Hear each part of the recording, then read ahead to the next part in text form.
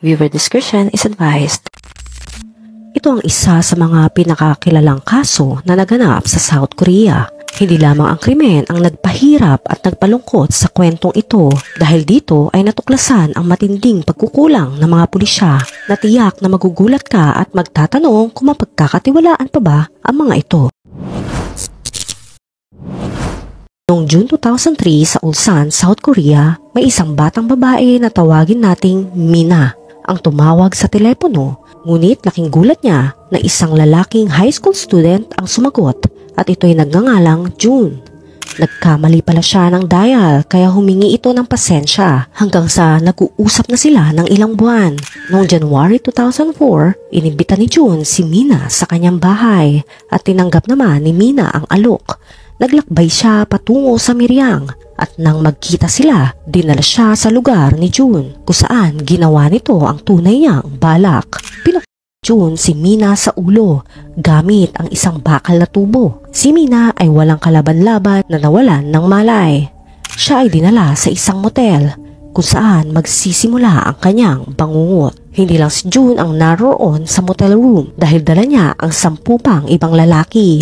Mahirap isipin ang takot na naranasan ni Mina habang siya ay ginawang parausan ng mga lalaki at kinunan pa nila ito ng video gamit ang kanilang mga cellphone. Hindi lamang ito para sa sarili nilang kasiyahan dahil plano din nilang gamitin ito para takutin ang kanilang biktima at para maulit pa ang pang-aabuso kay Mina. Hindi lamang mag-isa si Mina sa matagalang pang-aabuso na ito dahil ang mga lalaki ay hindi mga baguhan sa gulo o pang-aabuso ng sexual.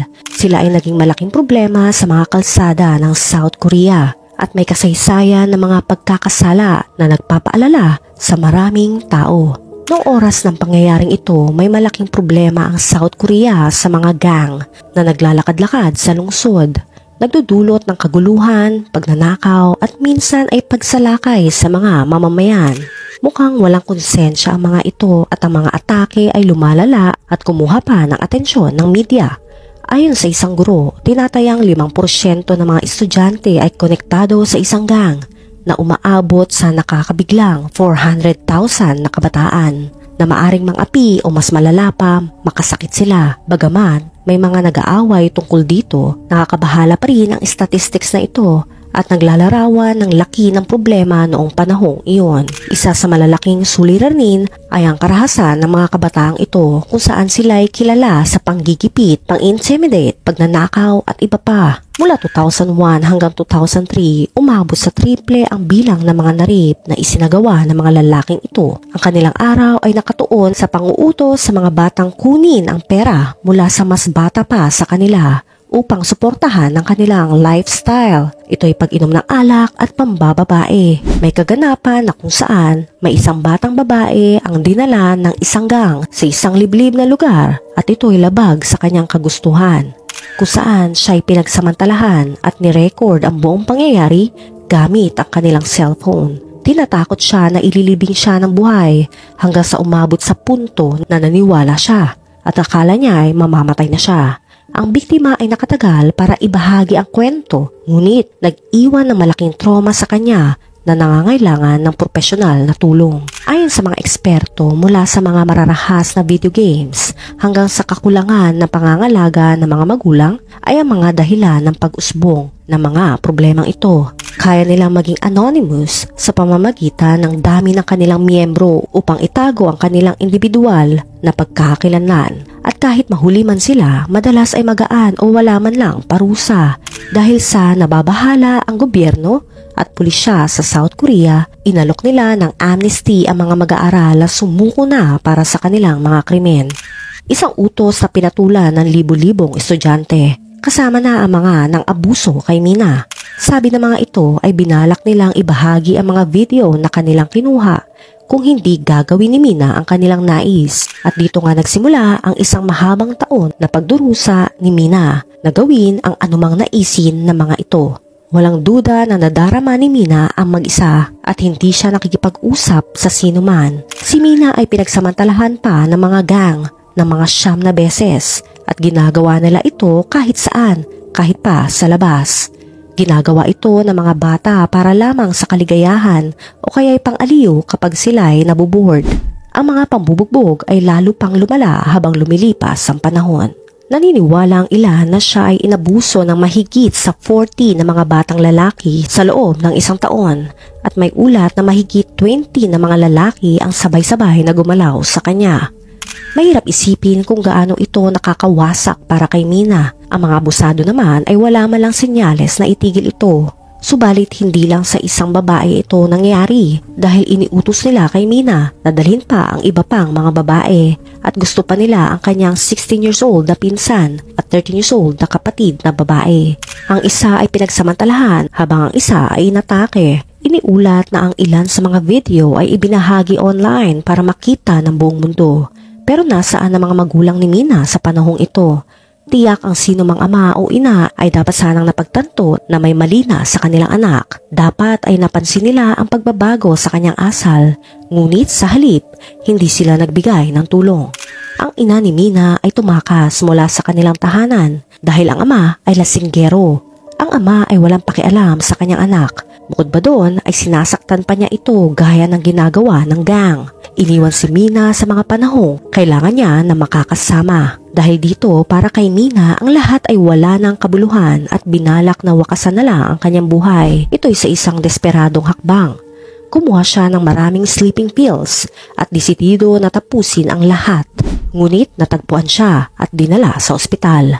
Kung hindi niya ito ginawa, maaring hindi malalaman ang kanyang paghihirap. Pasalamat sa isang doktor na tinrato siya ng tama. Siya ay isinuri matapos makita ng doktor ang kahina-hinalang mga marka sa kanyang katawan at nang malaman, tama nga ang kutob ng doktor. Ito ay agad na pinaalam sa tiyahin ni Mina na agad namang nakipag-ugnayan sa pulisya noong November 25, 2004. Ito'y halos isang taon mula nang tawagan ni Mina ang maling numero na nag-umpisa ng kanyang bangungot.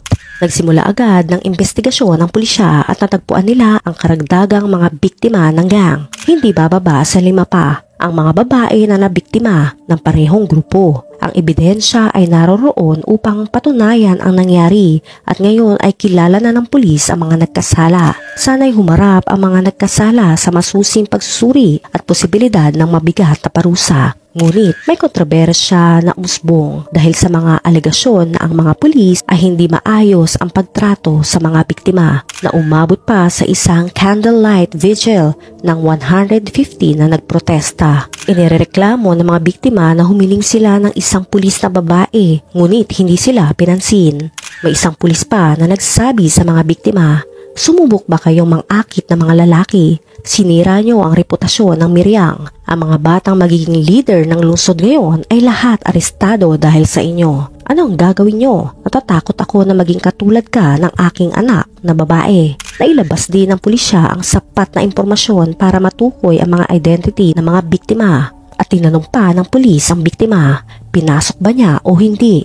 Dahil dito si Mina ay kinailangan dalhin sa ospital para sa psychiatric treatment.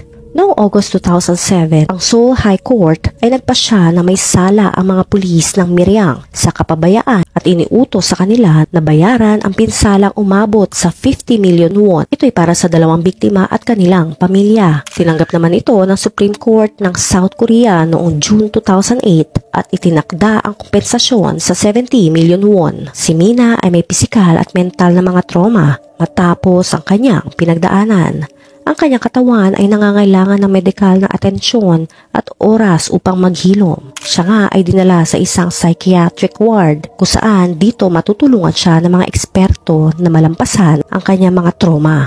Isang araw bumisita ang kanyang ama na manginginom kasama ang ilang mga magulang ng mga batang lalaki. Bakit niya biglang naisipang dalawin ng anak? Ito ay dahil sa pera. Dinala ng ama ang mga magulang upang kumbinsihin si Mina na magkasundo para sa 50 million won at siya ay pinilit na pumirma ng isang dokumento kung saan humihingi siya ng kaunting awa para sa mga akusado. Isipin mo kung ano ang naramdaman ni Mina matapos dumaan sa nakakatakot at brutal na karanasan at ngayon ay pipirma siya sa isang piraso ng papel na makakatulong para mapababa ang kaso ng mga batang bumaboy sa kanya. Ang Ano naman ang nangyari sa pera sa halip na gamitin ito para sa medikal na pangangailangan ni Mina o para matulungan siya magsimula ng panibago, ang pera ay kinuha lamang ng kanyang pamilya. Bagamat sa trahedyang naranasan niya sa nagdaang taon ng kanyang buhay, nangako si Mina na tapusin ang kanyang pag-aaral. Ngunit ito mismo ay nagdala ng panibagong problema. Hindi pabor ang South Korean society sa mga biktima. Di kalauna nakahanap siya ng paaralan na tumanggap sa kanya. Ngunit kahit doon ginugulo pa rin siya ng mga magulang na may sala na pumirma ng isang petisyon na humihingi ng kanilang parol.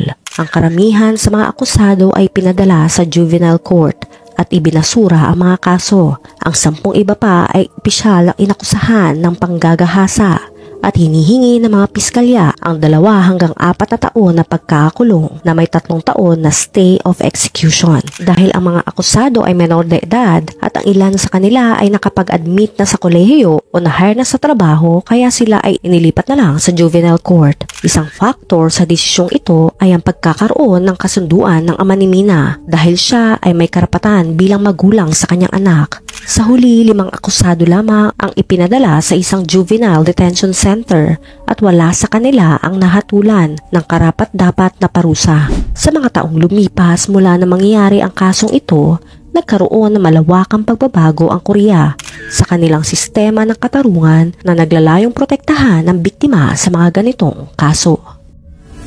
Anong masasabi mo sa kwento natin ngayon? May alam ka rin ba ng kaso na katulad nito? I-comment mo na yan. Huwag kalimutan mag-like, share, subscribe, and turn on the notification.